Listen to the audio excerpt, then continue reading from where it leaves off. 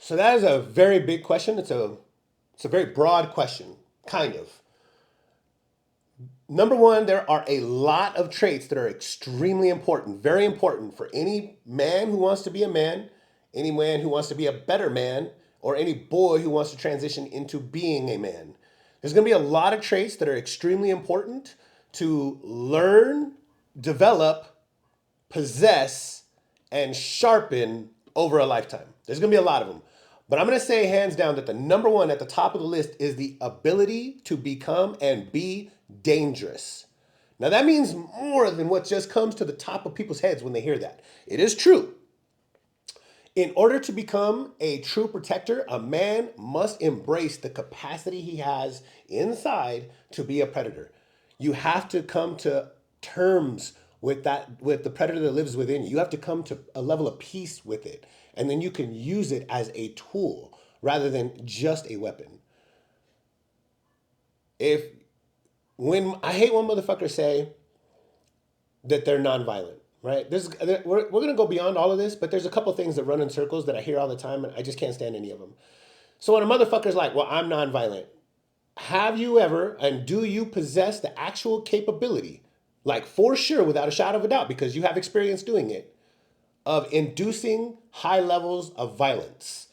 If you do not have that, then you are not nonviolent, you are harmless. And harmless men do not help the world.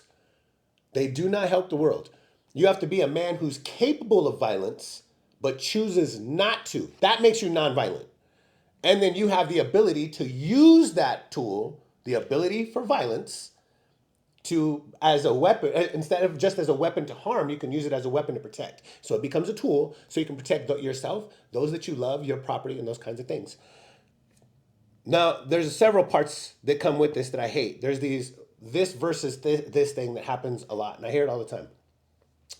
One is they're going to be like, I'm telling you right now, I trained boxing, I've trained MMA, I've trained, I wrestled, I have I have a criminal history with guns. I went to prison for shooting people. I've stabbed people. I've been on every side of this spectrum. Boxing is more than proficient. I'm telling you right now, boxing is more than proficient to protect yourself and your loved ones in most cases. People are always like, yeah, if the person doesn't throw kicks and doesn't grab you and throw you, yes, that is true. Kicks are going to be something different. And if a person grabs you and throws you, usually that's judo related. That's a defensive mechanism. You don't have to really worry about offense with somebody who only knows judo. They're going to throw you and then attempt to get away from you. Perfect. You're still away. You still got away. That's the important part. And then they'll say, you know, the wrestling and jujitsu thing. Well, if they pick you up, slam you, and if they take you to the ground and they try to put you in an armbar, because most fights end on the ground, that is not accurate. First of all, first and foremost, that is not accurate, although a lot of them do.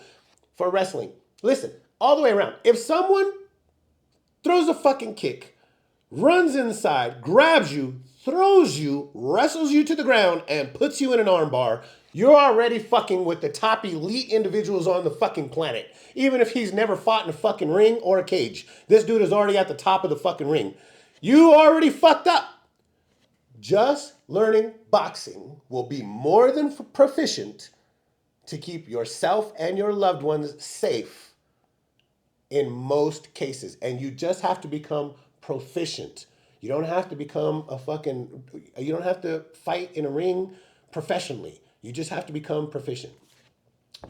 So I always hear all that stuff. And then the first one I hear, because I'm a big muscular guy, they're like, oh, another guy who, because he has muscles, thinks he can fight. No. My years of training and then my decades of experience of fighting both in the streets and prison cells tells me that I know how to fight. But then it goes another step further. Then you have dumb motherfuckers that are like, oh yeah, just because he thinks he can fight, that's why I carry a gun. I think it's important. I think almost everyone should have a gun. I think many people should make sure to get their concealed and carry license. I'm all for that, 100%. But I'm telling you right now, I've taken people's guns from them before. Not only that, I have witnessed somebody pulling out a gun and get stabbed the fuck up. Because pulling out a gun, aiming it, it's not, you can stab a motherfucker much fucking faster. It's why cops have to train they're trained to stay 21 feet back, I believe, and pull their weapon. Because you can't pull a gun and aim it, the average person, some random, I mean, there's always outliers to everything, but the average person, regardless of training, cannot pull a gun fast enough that a motherfucker can pull a knife and stab you. And I'm aware of this. I've taught Elia. I've taught other people.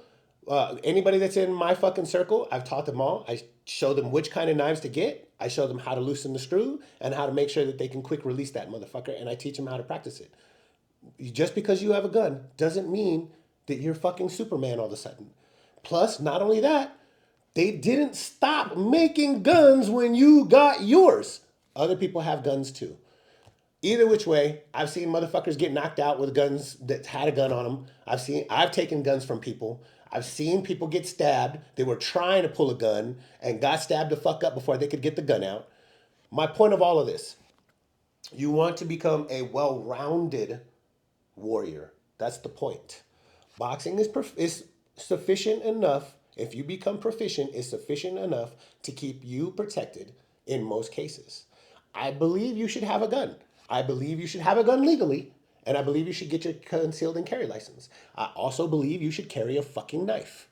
As a man, you should be prepared for anything that can happen. And if you're one of those, I hate that circular argument between all of this stuff, but I can't stand the dumbest motherfuckers of all. Oh, we live in urban utopia, this and that, da da da da. Are you fucking stupid? All you gotta do is watch the news and see that that's not true. Hell, get on fucking YouTube and fish around a little bit, and you're gonna see all kinds of people getting screwed the fuck over. And every one of them, most likely, a bunch of those dudes thought they were gonna be fucking Superman when something popped off, even though they had no experience and no training. So I do agree. You need to embrace the capacity to be a predator in order to become a true protector, which means you must sharpen your ability for violence.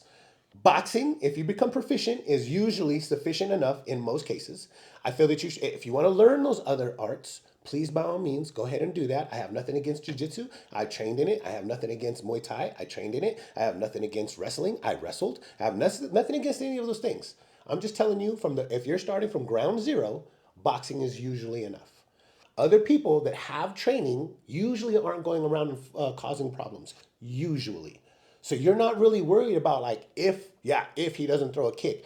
A person who's proficient enough to throw kicks usually also is not running around trying to find trouble. He's already confident in himself. He doesn't have to find a way to make himself feel better. You should have a weapon, definitely in your house. I believe you should get your conceal and carry license.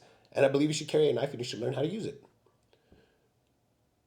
But the most dangerous animal on this planet, the most dangerous animal on this planet is a man who lives principles first. Now, I know that's probably kind of hard to wrap your mind around without really thinking about it. But a person who lives principles first, who will always choose his principles first, always choose his principles first, that man has already accepted the consequences of his actions. That man he will not bend, you will not break him, he will not hesitate. This man is the most dangerous animal on the planet. You need to learn to become dangerous in every aspect that I just discussed. Become a well-rounded warrior. Learn to protect yourself, learn to protect those that you love, learn to protect the things that belong to you, protect your possessions. Those are all very important.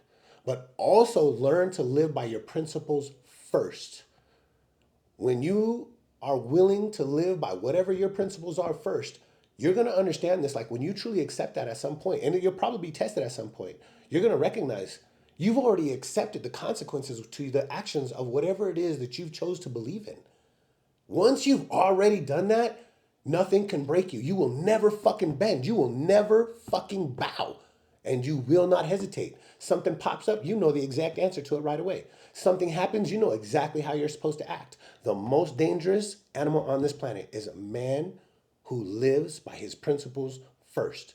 So when I say The most important trait for a man to develop is the ability to be and become dangerous. I'm talking about living by your principles first. And then I'm talking about becoming a well rounded warrior so that you can abide by those principles, so that you can stand for them, and if need be, so that you can kill for them or die for them. That is what a warrior is. A warrior lives, fights, and dies for something greater than himself. That's going to be the most important trait you as a man can ever learn.